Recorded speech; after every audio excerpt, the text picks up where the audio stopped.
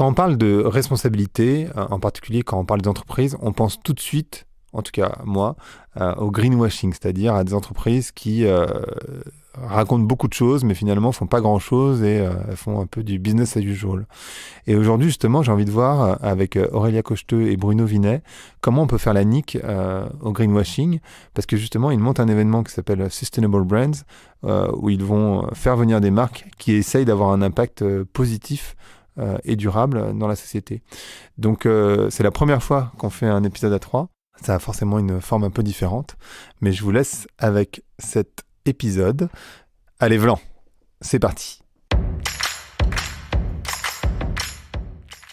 Donc bonjour, on va faire une expérience finalement, parce que c'est mon premier podcast à 3. Je suis avec Aurélia et Bruno. Bonjour. Bonjour. Bonjour. Et on va parler de greenwashing. Parce que quand même, on peut se le dire, les entreprises sont très fortes à faire des annonces et finalement pas très fortes à agir. Ou en tout cas, on a la sensation quand on est à l'extérieur et qu'on les regarde, on a toujours un regard sans doute un peu vigilant envers les entreprises. Et vous, en fait, vous êtes en train de créer un événement qui sont donc les 23 et 25, du 23 au 25 avril, je ne me trompe pas, qui s'appelle Sustainable Brands, donc les marques qui sont engagées sur le développement durable. Mais en même temps, vous avez des très grosses marques qui viennent. Comment on peut s'assurer que justement, c'est pas du greenwashing? Le greenwashing, pour mémoire, peut-être que vous voulez expliquer ce que c'est d'ailleurs, Aurélia. Le greenwashing, c'est parler plus que ce qu'on ne fait, je pense, tout simplement. Effectivement, c'est quelque chose qui a eu beaucoup lieu depuis plus de 20 ans. Il y a aussi du social washing, il y a aussi le purpose washing avec tout le monde qui s'excite sur sa raison d'être. Ouais. Mais c'est de moins en moins possible de par la vigilance que tu exprimais des citoyens, des consommateurs, les réseaux sociaux. On ne peut plus cacher grand-chose quand même. Donc c'est vrai que c'est devenu une urgence pour les marques de plus se comporter comme ça.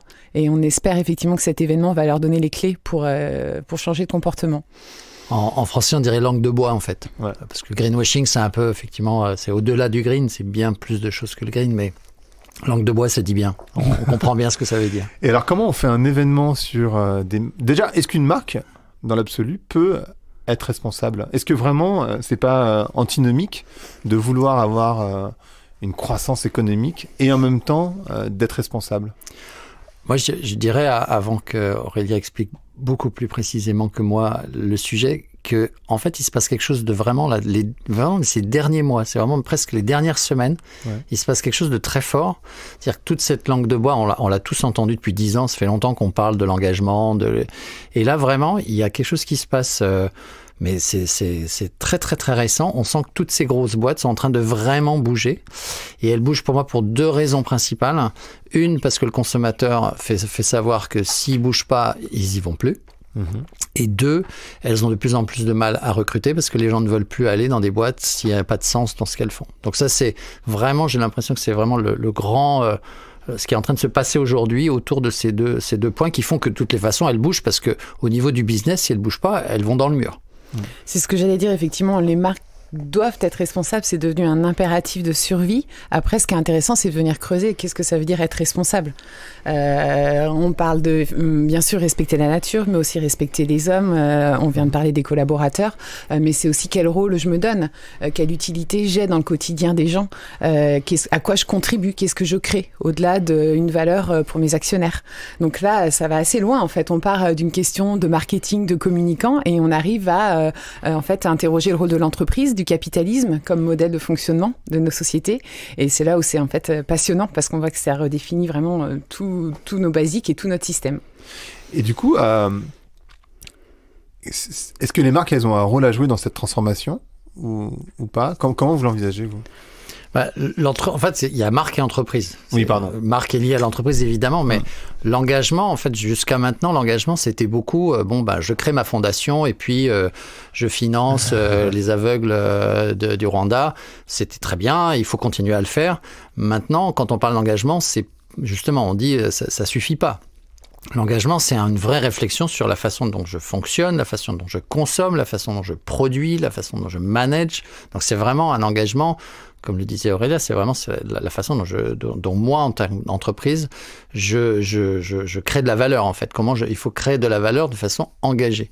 Donc ça, c'est ça aussi qui est en train de bouger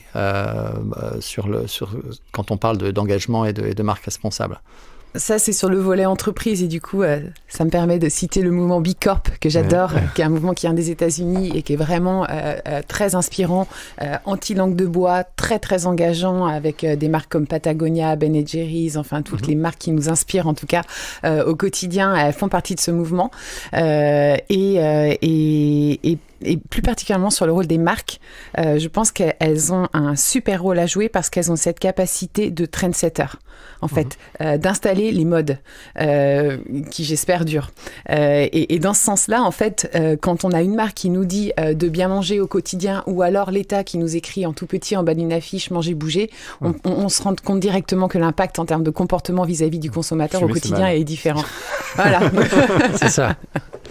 Justement, fumer c'est mal, c'est un très très bon sujet parce qu'on a des cigarettiers qui aujourd'hui viennent nous voir en disant moi je veux arrêter la cigarette, alors que ça fait 40 ans que les gouvernements disent fumer c'est mal et il se passe pas grand chose sur la consommation de cigarettes, mais quand ces gens-là commencent à dire pour de vrai je veux arrêter la cigarette, ce qui est un sujet très complexe en fait derrière. Parce que c'est leur business en fait. Non seulement, mais même si, alors non seulement c'est leur business, mais si tu veux au niveau de arrêter la cigarette, ça veut dire qu'est-ce qui se passe si effectivement les gens sont addicts, donc il faut leur fournir quelque chose. Ils sont addicts à quoi? Donc l'État et les taxes. Et l'État gagne quand même beaucoup d'argent sur la vente de cigarettes. Et puis si tu arrêtes la cigarette, de toute façon il y a de toute façon un marché souterrain qui se met en place et là c'est encore pire.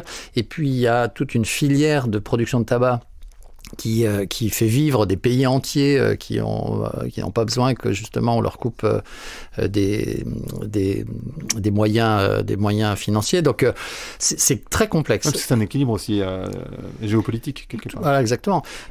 Et c'est là où aussi c'est vraiment passionnant, c'est qu'on est dans je pense qu'il y a une prise de conscience des entreprises, des marques et bien sûr des citoyens.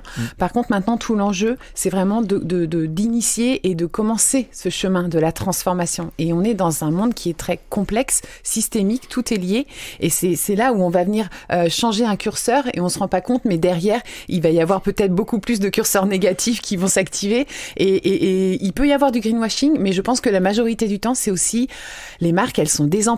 C'est des nouveaux réflexes, des nouveaux métiers pour les marketeurs, des nouveaux critères à prendre à compte. Avant, on pensait que consommateurs, maintenant c'est citoyens, c'est parties prenantes, c'est fournisseurs, c'est communautés locales. Alors soit on le voit comme un océan de complexité, on baisse les bras ou on le fait de manière très maladroite et on arrive presque à faire du greenwashing. Mais avec un cerveau créatif, pour moi, en fait, ça devient juste un océan d'opportunités. Avec de nouvelles histoires à raconter, de nouveaux acteurs avec qui construire des choses. Et là, on est vraiment dans la réinvention du rôle des marques et c'est passionnant. Ouais. Pardon, vas-y. Non, c'est juste pour compléter ces opportunités. Ce qui est génial, c'est que c'est tout le monde, quoi. C'est-à-dire que aujourd'hui, et c'est pour ça d'ailleurs que les grosses marques sont en train de réagir, c'est que des petites marques qui ne viennent de nulle part, tout d'un coup, montent en flèche parce qu'elles répondent à ce que le consommateur attend et elles ont un engagement qui fait que c'est possible et surtout elles ont accès au marché de façon beaucoup plus rapide. Donc les opportunités, elles sont à la fois pour ces petites marques qui peuvent devenir très grandes, et puis des tas d'acteurs, des start-upers, des innovants, des innovateurs qui vont justement approcher, que ce soit les marques ou créer leur propre marque, pour justement changer la donne, quoi.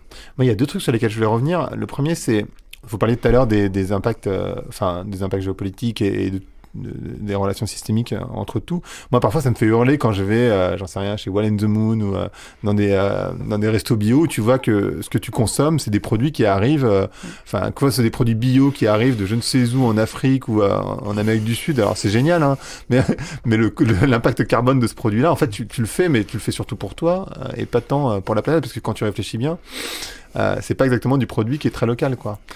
C'est là où soit on est dans la maladresse ou on est dans la caricature de quelqu'un qui s'est dit « Ah, c'est la mode du bio, je vais faire du bio », mais qui n'a pas compris tout ce que ça embarquait comme valeur et comme notion. Et ça, c'est clair que ça va être amené à disparaître. Il faut de l'alignement, il faut de la cohérence. Et typiquement, ces consommateurs éclairés dont tu fais partie apparemment ne peuvent plus laisser passer ça, quoi. Donc, on a encore ce pouvoir du consommateur. Je vote quand j'achète. Et donc là, ça va faire de plus en plus mal aux marques. Elles sont obligées d'être cohérentes avec ce qu'elles font, ce qu'elles disent, ce qu'elles sont. Et avec ce qui est important aussi quand on réfléchit à tous ces sujets-là, c'est quand on parle de Total, de Philip Morris, de Ferrero, de tous ces gens-là, on a tendance à les considérer comme le diable. Pour certains, ils assument, en tout cas, ils ne reviennent pas sur ce qu'ils font. Donc ceux-là, on attend qu'ils prennent conscience que, voilà, soit ils meurent, soit qu'ils prennent conscience qu'il faut vraiment qu'ils bougent. Mais ceux qui prennent conscience qu'ils doivent bouger, ce qui est intéressant, c'est de les avoir autour de la table. C'est pas quelqu'un comme Total, c'est toujours tous les gens, tous les acteurs autour de ces sujets-là. Total, c'est la grande question. J'y vais pas, je les écoute pas. D'un autre côté, ces gens-là, s'ils ont vraiment la volonté de bouger, eux, en termes de business aussi, de toute façon, ils ont intérêt parce que le pétrole, il n'y en aura plus à un moment ou à un autre. Donc, mais il faut autant les mettre autour de la table et les accompagner pour être sûr qu'ils font les choses correctement.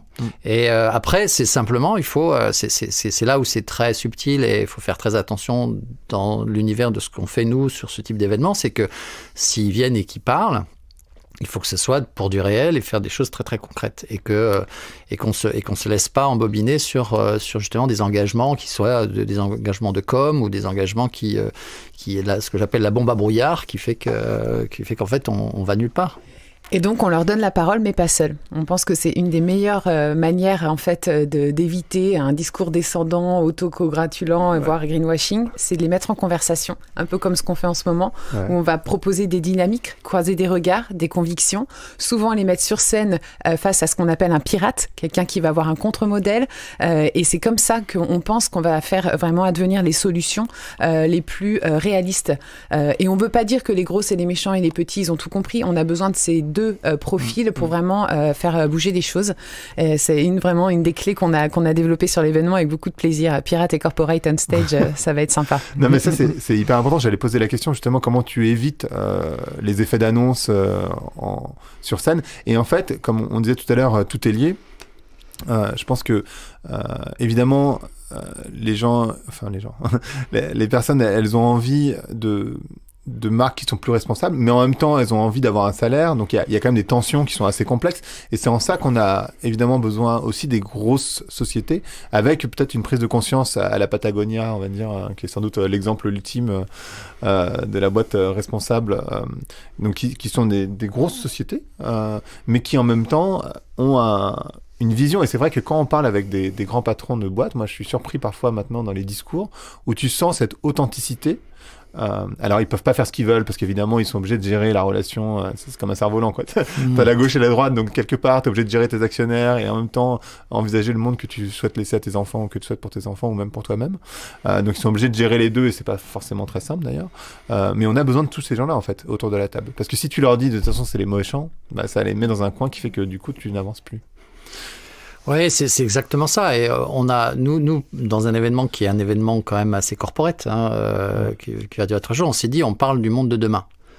Et comme c'est un événement corporate, on va avoir très peu de jeunes, puisque c'est le monde corporate. On s'est dit, on ne peut pas parler du monde de demain sans faire venir des jeunes. Donc, on a décidé de recruter une 50aine de jeunes de moins de 25 ans de différentes universités et on leur donne le rôle pendant ces 3 jours de hacker l'événement. Et on les a appelés les Youth Hacktivators avec un H.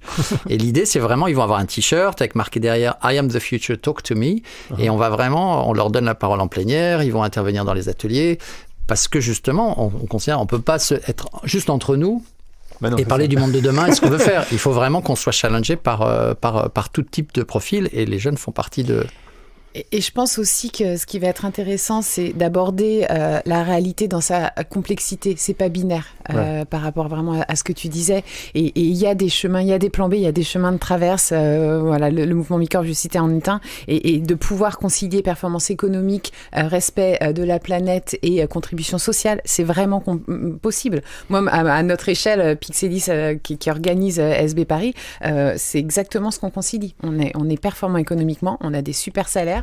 derrière. On compense tout ce qu'on peut en environnement. On a éco-conçu notre agence à fond. Elle est belle. Enfin voilà, tous ces critères peuvent être cochés en même temps. C'est un autre cerveau, c'est un autre logiciel qu'il faut mettre en place. Peut-être un peu moins d'argent aux actionnaires.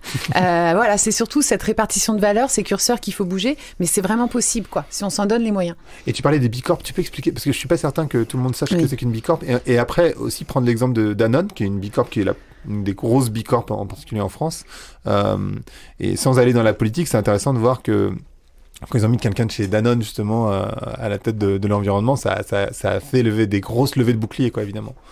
Oui, alors... peut-être commencer par l'explication de ce que c'est que la B Corp. B Corp, c'est avant tout une certification donc qui répond à un cahier des charges très très exigeant, qui va pas t'interroger sur ta stratégie de moyens. Oui, j'ai mis en œuvre une charte de la diversité. Oui, j'ai une charte achat responsable, etc. En fait, ça mesure ton impact. C'est D'accord. Business Impact Assessment. Donc là, on vient mesurer tes impacts, te demander des indicateurs de mesure, et deux, on vient aussi beaucoup t'interroger sur ton business model, parce que tu peux faire des super RH, tu peux faire des super actions philanthropiques, mais si ton business model reste destructeur pour la planète et les hommes, bah tu es pas B Corp. Donc c'est vraiment, nous on adore parce que c'est la crème de l'engagement dans les entreprises, et c'est très très inspirant, et je pense que c'est une belle solution et un bon référentiel pour les entreprises. Danone globalement n'est pas B Corp, c'est interdit. C'est les holdings, les gros groupes comme ça, ils peuvent pas l'être. C'est les marques, les structures. Les deux vaches chez B Corp, ils ont une entreprise aux États-Unis qui l'est, Alpro qu'ils ont racheté exprès l'est aussi. Donc c'est toute une stratégie d'entreprise qui est l'idée par cette certification B Corp, mais au global, juste pour préciser, ils le sont pas. Ils vont faire notre opening par contre, parce que c'est quand même exceptionnel, comme tu disais, une entreprise de cette taille-là qui s'engage dans ce mouvement très très exigeant, c'est super en termes d'impact derrière. Ouais. Et tu avais une troisième question. Et la question c'était comment donc il y avait ce rapport au gouvernement et le fait que quelqu'un de chez Danone rentre au gouvernement à l'écologie, que ça crée une levée de bouclier. Mais c'est vrai que tu peux te poser la question. On parlait de cette marque qui veut potentiellement arrêter les cigarettes, mais on peut imaginer aussi une boîte comme Danone qui vend de l'eau en bouteille dans le monde entier, par les marques Evian entre autres. Du coup, c'est quand même un énorme changement de business model, parce que c'est par définition du plastique transporté en avion. C'est vraiment, ils sont en train, ces grosses boîtes, ceux qui, en tout cas, qu'on accueille là, avec lesquels on discute, ils sont en train d'effectivement revoir profondément leur business model, leur façon de fonctionner, leur façon de réfléchir, à la fois sur le packaging, parce que le packaging, c'est un vrai sujet et pour tout le monde. Et tout le monde, ce qui est fou avec le packaging, je trouve, pardon, je te coupe. Non, je t'en prie.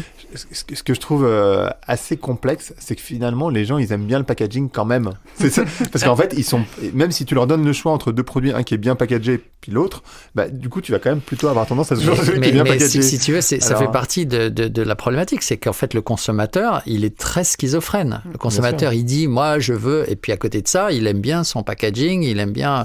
On a un partenaire qui est une grande marque cosmétique qui nous racontait qu'il avait fabriqué un produit spécifique avec une cartouche, donc un très bel objet, et avec une cartouche pour que ce soit justement qu'on ne jette pas l'objet et qu'on recharge avec la cartouche. Ils ont énormément de mal à ce que le consommateur achète que la cartouche. Pourtant, elle est moins chère. Alors après, est-ce qu'ils font suffisamment d'actions commerciales pour mettre en avant la cartouche et que ce soit vraiment intéressant pour le distributeur, parce qu'on ne parle pas du retail, mais c'est vrai qu'ils sont quand même très très acteurs. Bien sûr. Dans la façon dont tout ça se passe. Mais c'est intéressant, le consommateur, il y a toute une éducation qui est importante et qui va et qui demande des moyens. C'est là où ces gros groupes sont intéressants dans la démarche, c'est qu'ils vont considérablement accompagner le consommateur dans sa nouvelle façon de consommer, parce qu'ils ont les moyens de le faire. Et c'est tout le propos de Thomas Kolster, qui est un de nos fervents compagnons sur cette aventure. Lui, il pense que le nouveau rôle des marques, c'est pas juste de faire moins pire pour la planète ou de faire encore mieux, c'est d'aider le consommateur à devenir meilleur. Donc vraiment, c'est je suis une marque et je suis à ton service pour t'aider à produire moins de déchets, à manger mieux, et que ce soit facile, et que ce soit désirable, et que ce soit beau et que ce soit accessible. Il y a aussi vraiment un enjeu par rapport à ces gros acteurs. C'est des acteurs par principe et par définition de masse. Et c'est très important que les modes de consommation durable ne soient pas simplement réservés aux riches et à l'élite. Oui. Parce que quand on est encore une fois sur cette notion d'impact, il faut embarquer un maximum de monde. Et ces marques mainstream, elles ont ce rôle à jouer. C'est pour ça qu'on les appelle ça des sociétés aussi. C'est-à-dire qu'en fait, elles font société. Enfin, il y a vraiment ce concept. Moi, je suis assez convaincu, que je vous disais tout à l'heure, mais que les entreprises, elles ont un rôle immense à jouer. C'est vrai qu'on peut les diaboliser assez facilement parce que on va avoir tendance à préférer l'agriculture du coin, évidemment. Enfin, c'est logique et c'est assez humain en réalité. Mais en fait, ces sociétés qui donne l'accès finalement à un certain nombre de produits au plus grand nombre. Mais en fait, si elle décide, alors au début ça va coûter cher, mais si elle décide à un moment donné de changer de culture et de produire de manière différente, on pourrait imaginer par exemple pas le moteur, mais si, le moteur des voitures électriques, de l'envisager de faire de manière différente, parce qu'aujourd'hui, enfin, les gens achètent des voitures électriques et c'est très bien pour la ville, mais la manière dont la batterie est conçue, ça c'est quand même vachement moins bien. C'est-à-dire que c'est des gamins en Afrique qui vont aller chercher les métaux rares, et quand on regarde et encore une fois, on est toujours cette problématique d'image globale, finalement c'est pas aussi simple et c'est pas aussi facile que ça. Exactement. Enfin vraiment, moi j'adore Edgar Morin qui est vraiment à fond sur cette notion de complexité. Je pense qu'en fait, les marques, elles héritent juste du système industriel très à la chaîne. Tout est formaté, linéaire, et on produit et on reproduit, etc. Il n'y a pas qu'une solution à la mobilité. Il y en a plein. Dans certains cas d'usage, la voiture électrique va être la bonne solution, mais par pitié, sûrement pas, on remplace les voitures à pétrole par les voitures électriques. C'est juste pas possible. Donc c'est vraiment, c'est quand je disais, il faut changer notre logiciel, que ce soit à l'échelle de la société, de l'entreprise ou de la marque. Il faut repenser les choses avec beaucoup plus d'agilité, de finesse. Et il se trouve qu'on a les outils maintenant, je pense beaucoup aussi à tout ce qui est digital, pour aller sur du sur-mesure, pour aller sur du temps réel. Donc on a les outils pour bouger. Il faut simplement que nous, dans notre tête, humainement, je trouve qu'il y a beaucoup un enjeu culturel, humain, sociologique, c'est que l'humain, il met aussi du temps à changer en fait, dans ses réflexes, ses habitudes. Et puis j'ai fait un épisode sur quelle vision. Je pense que ce qui manque fondamentalement dans la société, c'est aussi une vision positive pour demain, c'est-à-dire aujourd'hui. Une envie, exactement. C'est-à-dire un monde dans lequel tu as envie de te projeter, parce qu'aujourd'hui, le monde qu'on nous projette, ils sont très dystopiques, ces mondes-là. Ça me permet de parler. Mais vas-y, parle. Ou alors, tu vas en parler, Bruno, mais de l'Uchronie. Vas-y, parle-en, parce que c'est toi qui es en dernier à travailler sur le sujet. Je sais pas si vous connaissez le principe. Tu connais le principe de l'Uchronie. Alors moi, je le connais pas, mais je suis assez certain qu'il y a plein de gens qui le connaissent pas. L'Uchronie, en fait, c'est un moyen. Je donne un exemple avant d'expliquer j'ai trouvé une fois dans une expérience, dans un événement, quelqu'un a donné cet exemple et je trouve qu'il est très très significatif. On comprend bien ce que ça veut dire. L'Uchronie, donc, c'est se projeter dans un futur et de faire comme si c'était son quotidien. Et je donne un exemple. Une fois, j'ai monté comme ça un débat chronique et quelqu'un a dit « Moi, je suis donc en 2040 et je me souviens en souriant qu'en 2020, j'avais Alzheimer. » Voilà, c'est ça l'Uchronie, c'est génial, c'est de se dire en fait je me projette et je me dis ce qui s'est passé et c'est moi qui décide de tout ce qui s'est passé jusqu'à 2050 justement. Et donc on partage complètement ton point de vue sur cette nécessité de créer un futur souhaitable, désirable, comme nos amis de l'Institut des futurs souhaitables en parlent souvent, et c'est avec eux d'ailleurs qu'on va construire un débat uchronique pendant cet événement où on va autour de l'intelligence artificielle. On va se mettre en 2050 et on va s'imaginer l'intelligence artificielle qui sera vraiment dans notre quotidien et comment on se projette de façon positive. C'est pas le monde des bisounours. Non. C'est vraiment regarder les choses de façon très concrète, mais plutôt de façon positive. Et avec une éthique européenne, française ? Parce que l'éthique, en fait, sur l'IA, et c'est intéressant parce que d'un pays à l'autre ou d'une zone à l'autre, c'est des éthiques qui sont très différentes, parce que on pourrait penser comme ça que l'éthique, elle est globale, c'est-à-dire qu'on a tous la même vision des choses, et en fait, c'est pas du tout le cas. J'ai fait un épisode sur la gouvernance avec Primavera, où elle disait, elle prenait cet exemple des accidents de voiture où il y a forcément une des deux personnes qui doit mourir, et en fait tu te rends compte que d'une zone à l'autre, finalement la personne qui meurt, c'est en France par exemple, c'est souvent plutôt les jeunes. Souvent c'est les seniors. Ouais, alors non, en France c'est les seniors, mais par exemple en Asie c'est la personne qui a tort. D'accord. Alors de manière un peu enfin pas imagé, mais un peu direct comme ça, mais en Moyen-Orient, c'est plutôt la femme, de manière assez horrible.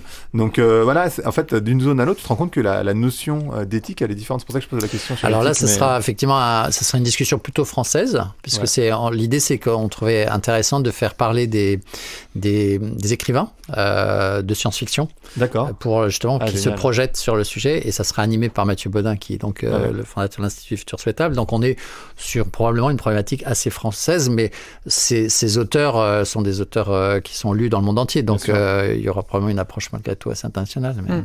J'ai reçu Guy-Philippe Goldstein pour parler de la science-fiction et de comment tu arrives à te projeter dans l'avenir. C'est génial. Les marques travaillent en mode planning strat, etc. Les marques travaillent de plus en plus avec des auteurs de science-fiction pour se projeter sur le moyen long terme. C'est tout le sujet du podcast qu'on a enregistré avec Guy-Philippe. Mais Guy-Philippe, il est spécialisé en plus dans les conflits et tout. Il adore. C'est pas très positif pour le coup. C'est moins positif probablement. Mais c'est vrai que...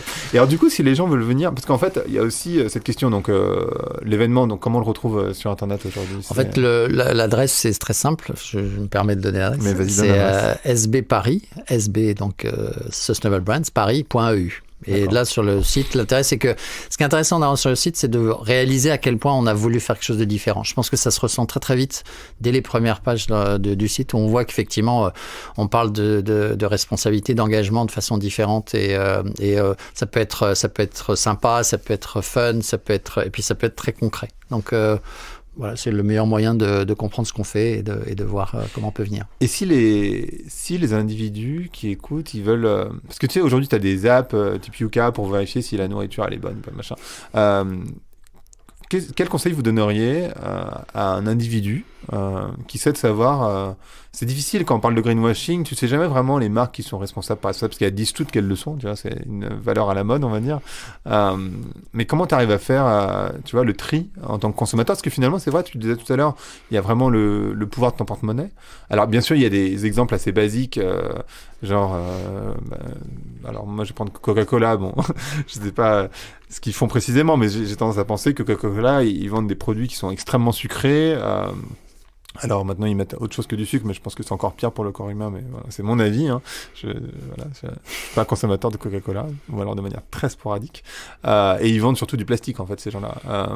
Donc, il y a des exemples comme ça où c'est facile. Il y a des exemples comme des tabatiers, par exemple, on en parlait tout à l'heure, où tu te dis, c'est facile, même si, à part si effectivement ils décident de changer de métier. Mais pour des marques qui sont c'est plus complexe, par exemple Danone ou d'autres, comment un consommateur il arrive à faire son tri là-dedans, en fait? Moi, malheureusement, je trouve qu'il n'y a pas de solution miracle parce qu'en fait, encore une fois, ça dépend de tes leviers à toi.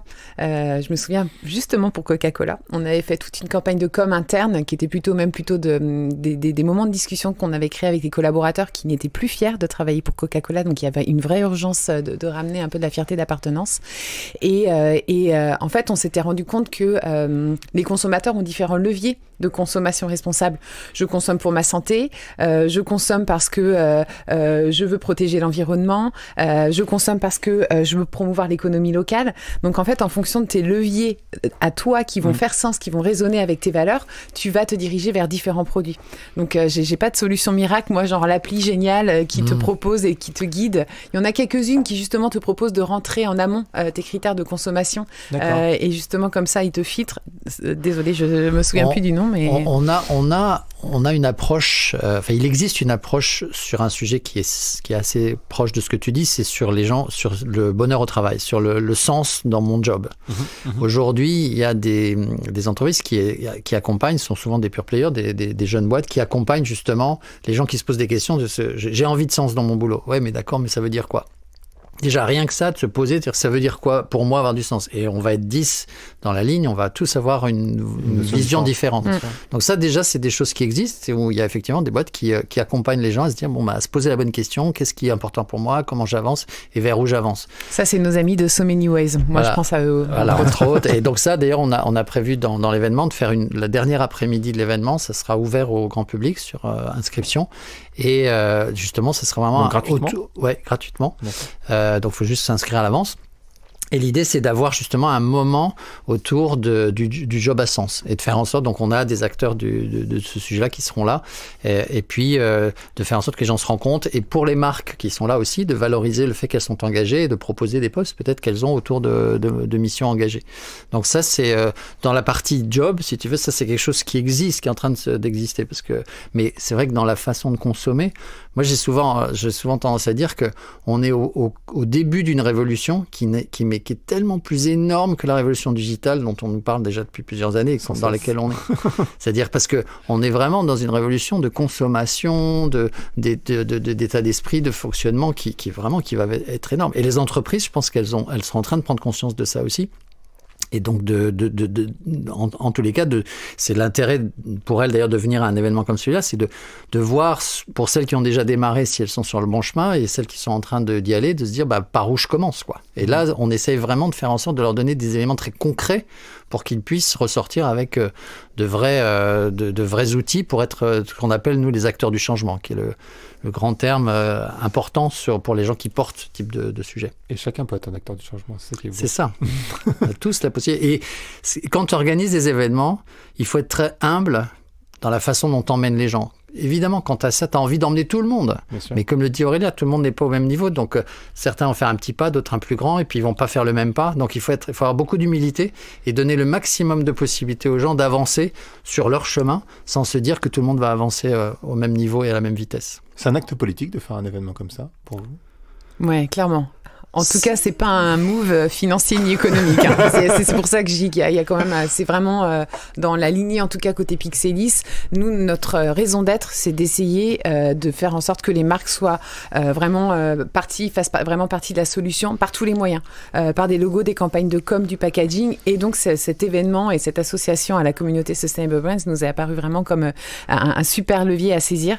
Donc, ouais, c'est quand même à tel point politique. que pour les entrées, c'est quand même comme ça un événement corporate, c'est pas donné, c'est les prix.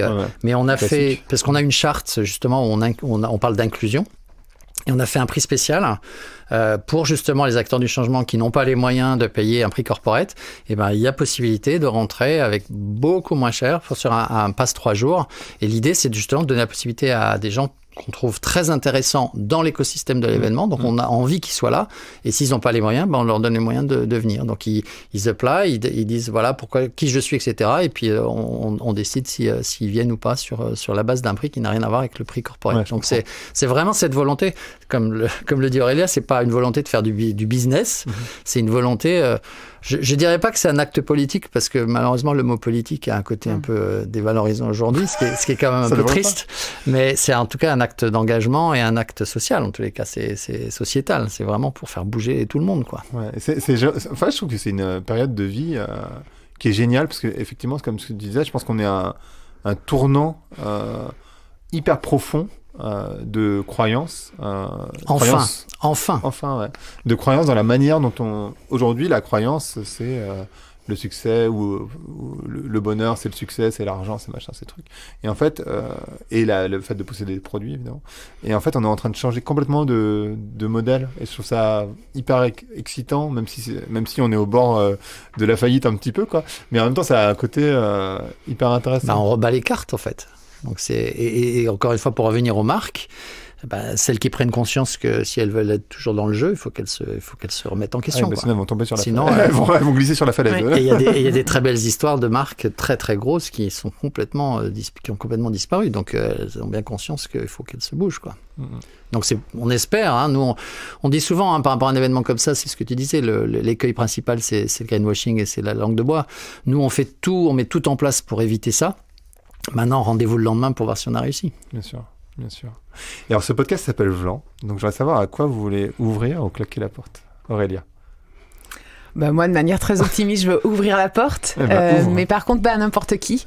J'ouvre grand la porte aux marques courageuses, audacieuses, radicales, celles qui ont bien compris l'urgence de l'action et l'impératif pour elles de survie, qui est l'engagement pour un monde plus écologique et respectueux de l'homme. Nickel. Comme Aurélia l'a ouvert, moi je vais la fermer. Tu vas la claquer. Je la claque à la langue de bois. Ok, super. Merci beaucoup à tous les deux. Merci. Grégory. Cool. Merci d'avoir écouté Vlan. Si vous avez aimé l'émission, vous pouvez le dire avec des étoiles, 5 de préférence sur iTunes, et le partager avec vos amis ou vos collègues. Je suis Grégory Pouy, vous pouvez me retrouver sur Twitter et LinkedIn sous le pseudo Greg from Paris. N'hésitez pas à me remonter vos remarques, vos questions, mais aussi les invités que vous aimeriez entendre.